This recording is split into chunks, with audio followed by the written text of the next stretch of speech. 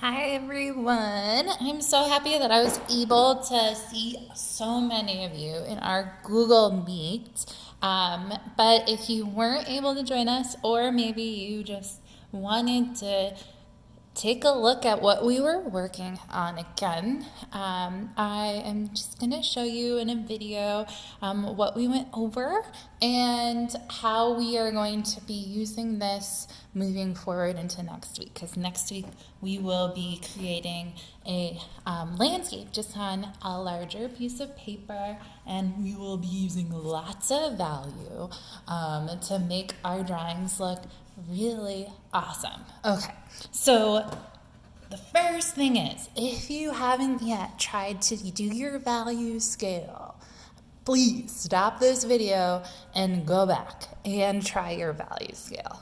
Okay, because this is so important for you to see, and I know it's kind of hard to see because on mine, oh, that's better. The light kind of reflects the value when it's really dark sometimes, so it's harder to see those darker values. But when I pull up a little bit and that reflection isn't there, it's easier to see how that goes from dark to light. Now, I'm going to show you again just two quick little things about making a landscape. I'm going to talk to you about horizon line and perspective. Then I'm going to walk you through how to draw a tree. Then we're going to apply that to our landscape. Okay?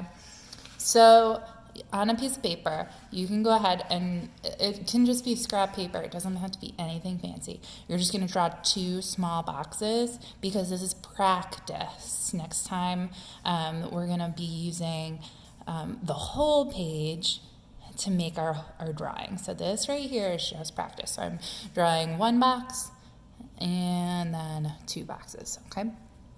So on this practice drawing, what we are going to do is first, they're not even the same size, but that's okay. But we're going to first be talking about horizon line. Now, horizon line is the line that it divides up our landscape. So anything that's below that horizon line is the ground, and anything that's above the horizon line is the sky. And I know that when I first started drawing, it was really easy for when you were drawing to just say like, okay, this right here is the sky and this right here is the ground. But then, what is all this space in between? Air? What color should the air be? Why is only up here blue? Should the whole thing be blue? Why is only right here green? Is only right here the ground, or does the ground go up a little bit higher? These are things that the horizon line helps us to answer, okay?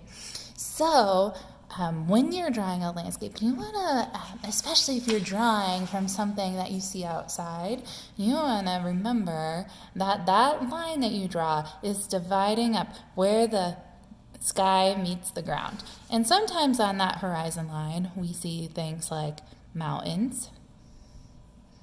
Sometimes we see trees, and we'll get to that. Sometimes we might just see a bunch of houses. Maybe there's a city back there, right?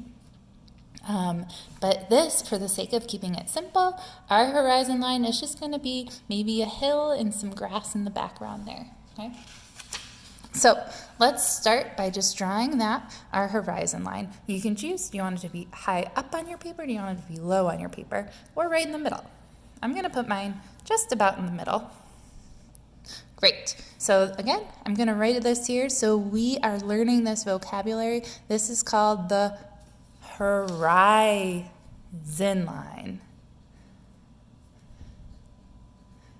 Oops, sorry, you can't see that. This is called the horizon line, okay? And now that I have that horizon line there, the next thing I want to talk to you about is perspective. Now, perspective is talking about what an object might look like depending on where you are in relation to it, So let me talk to you about that in a little bit simpler terms. If something is very, very close to you, it looks larger than if something is very far away from you. So when we are drawing something in perspective, we need to keep that in mind. And what we're doing today isn't specifically what you might hear later in art class is something called linear perspective and something called atmospheric perspective. We are not doing linear perspective right now. We'll get to that. We're doing sort of an atmospheric perspective. So, and that is when we talk about when things are close to you, they look larger, and smaller when they're further away. So to help illustrate that, and let's back up. The reason why that's called atmosphere is because that's what's around us. That's what we're drawing. It's in our atmosphere, right? And by pure observation, we can see if something's closer to us, it looks larger. If something's farther, it looks smaller. Another thing about atmospheric perspective is sometimes how dark something is or how much something is detailed, depending on how close it is to you. Because if it's close to you, you can probably see more details. Okay. So to help illustrate that, the first thing I want you to practice drawing is just a river on your paper. And I'm doing that with a wavy line. And I'm going to draw that river opening up. So as it comes to the front of my box here, it's going to start narrow, and then it's going to get wider. I'm kind of following the curve I did over there just a bit. And I have my river. And I can add some of my value to my river by adding like on these parts that become almost horizontal. Those are going to be my river banks that look visible. So I'm going to draw these little shaded areas so you can see the edge of the river there. And I'm going to do the same thing on this side. It's only where it looks like it's kind of horizontal, not vertical, but when it's horizontal and facing you, or on the bottom of that horizon, of the horizontal. Notice I'm not putting it at the top, I'm just putting it underneath, right? Great. So I added those things, and that added dimension to my river. You can start to add some details to it too, maybe some of the current, maybe a little rock. Who knows what you have in there? Maybe further away, it's a smaller rock, right? And whenever you start to add value to something, it makes it, instead of looking flat, it makes it look like it is three-dimensional, okay? So now we're going to start to add some of our trees to this. And again, we're going to illustrate that by drawing small trees near the back and bigger trees near the front. So I'm going to start just by drawing a small vertical line near the back, maybe a medium size line here, and then a larger line in the front, and maybe in the front it gets cropped off the bottom of your page there. And to draw my tree, I'm just going to be adding some lines. They're diagonal and short, and as you go lower on your tree, they're going to get longer. Don't worry about drawing perfect trees right now. This is just to practice our atmospheric perspective of when something's far away, it looks small, and when something's closer, it looks larger. Great. So those are two things that we can draw in our landscape to help make our landscape look realistic. Awesome. If you need to pause the video to keep working on this practice, go ahead and pause the video. I'm going to go in onto a second little drawing here to show you how to draw a house and how a sunshine on a house, or really anything, might help us add value to what we're looking at. And value is how light or dark something looks. So if a light is shining, what side is going to look dark? What side is going to have a shadow? Versus what side is going to look illuminated, right? So I'm going to show you again how to draw, starting with a horizon line. And then for our house, we're going to draw a square. And then on top of that square, we're going to draw a triangle. Now, if you have to practice this a few times, that is awesome. Don't give up. Draw a few times. I know the first time I tried to draw a three-dimensional house, it took me a bit of practice because I'm drawing all these angles and I don't know, that's hard. I don't know, I'm going to try again. So let me show you what that looks like when I start to add diagonals. Now, keep in mind my horizon line's here, so I want my diagonal line for my bottom of my house to stay below my horizon line. So I'm just going to draw it maybe a hair shorter than my horizon line. And this line is going to be a diagonal. It's not a very steep diagonal, but it's a diagonal. And then I'm going to draw that same exact diagonal line here. They're going to be the same length. And I can connect those lines with a vertical line. The next thing I'm going to do is a little bit tough. I'm drawing this same line again, but it's not going to reach all the way up to here. It's going to just reach to about here. It's the same length here. I'm shifting it over because look at my line starts at a different spot, but it's the same angle. It's just shifted over. And then to connect this spot, I'm not drawing a vertical line. Instead, I'm drawing this diagonal again. That's on the front of my house, in the back of my house. So this will look like the front of the roof, and this is the side of the roof. This is the front of the house, and this is the side of the house.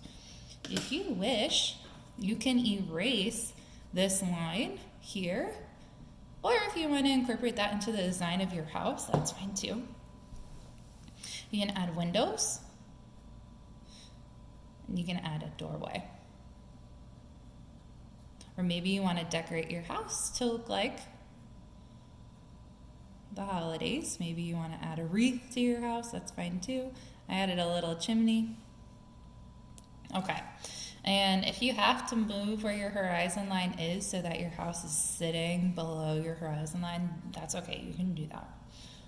Because remember, you don't want the back of your house to be above your horizon line. That would mean your house is like starting to take off and lift off into outer space there. Okay. If you need to pause or rewind the video to draw this, please take your time. Do it as many times as you want. This week, our class is about practice. And next time we will be using these things that we practice to make a final drawing. So it really is important that you devote some time here to practice. Because if you could do it right the first time, we wouldn't be learning anything new. Okay? Okay, so another thing I'm going to add here is just a pathway to get more practice in here. And remember, it's going to be narrow and then wider as it gets out. There we go. I like that line better, so I'm going to erase. Okay. So I have my pathway. Maybe I'll add a mailbox. Maybe I'll add a fence. I can add anything I want, really. But I want to show you about our lighting. So if you want to add a sunshine, you pick which side you want your sunshine to be. If your sunshine's over here, your light side of the house is going to be here. If your sun is over here, then the light value of your house is going to be over here. Now, in this drawing, my sun was over here. I'm going to go ahead and switch it up to the other side just so you can see what it would look like on the other side. Okay, so I'm going to show my sunshine over here. And since this side is going to be lighter, I know that my door is going to look pretty dark, right? I still want to be able to see my details though, so I'm just darkening up that outline and then adding some value there. And then I'm going to do the same thing here. This whole side of my house is going to look darker. My window, maybe there's a light on in the house, so I can leave my window nice and bright. That's okay. And then I'm just going to go ahead and I'm going to darken up my roof line so that still pops out so I can still see it. And I'm going to add some value to my chimney as well. There we go. So I have that value there. And now I'm going to, even though my highlight is here, maybe my roof looks brighter than this side. So I'm going to add not as dark of a value, but a very, very, very light value here. And then here is probably going to stay pretty light. Okay? And my shadow this time is on this side of my house. Awesome.